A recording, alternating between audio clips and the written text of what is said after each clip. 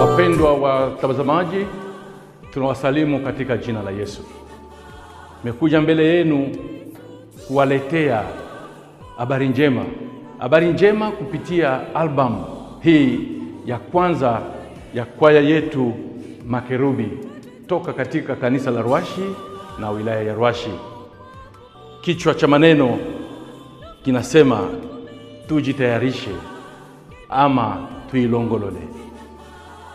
Biblia inatuagiza kwamba ni wale tu wanaojitayarisha ndio wanao bahati ya kuuona na kuurithi ufalme wa mbinguni. Mtu anajitayarisha kwa mambo mengi. Kuna wale wanajitayarisha kwa ajili ya vita, kuna wale wanajitayarisha kwa ajili ya safari, kuna wale wanajitayarisha kwa mambo mengi tu. Lakini safari hii sisi kama kwaya ya Makerubi tumekuja kuwaambieni kwamba tujitayarishe kwa ajili ya kukutana na mkombozi na Bwana wetu Yesu Kristo.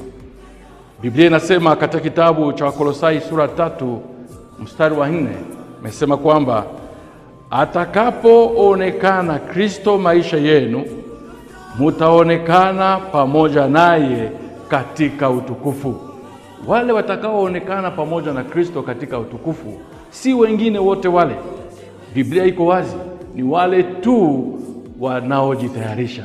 Kwa hiyo jamani, kujitayarisha ni kitu chema.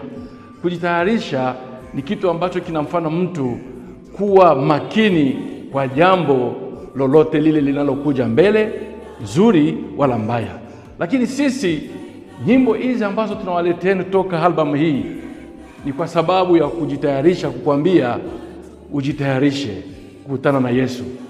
Nyimbo zitakuletea si furaha tu ya kusikia, bali zitakujenga, maana ni mafundisho makubwa yamekuwa ndani kwa familia zetu, kwa wale wanaotutembelea, hata katika urithi wa watoto wetu. Kwa hiyo nyimbo katika album hii ni nyimbo za kulipeleka katika ufalme wa mbinguni. Kwa hiyo Bwana tusaidie sana tunapokaribia, tunaponunua au tunapopata album hii, itusaidie kukutana na Yesu katika njia ya kiroho. Wassalamu alaikum wa rahmatullahi taala wa barakatuh. Mungu awabariki katika jina la Yesu. Amen. Mwanga wako fika.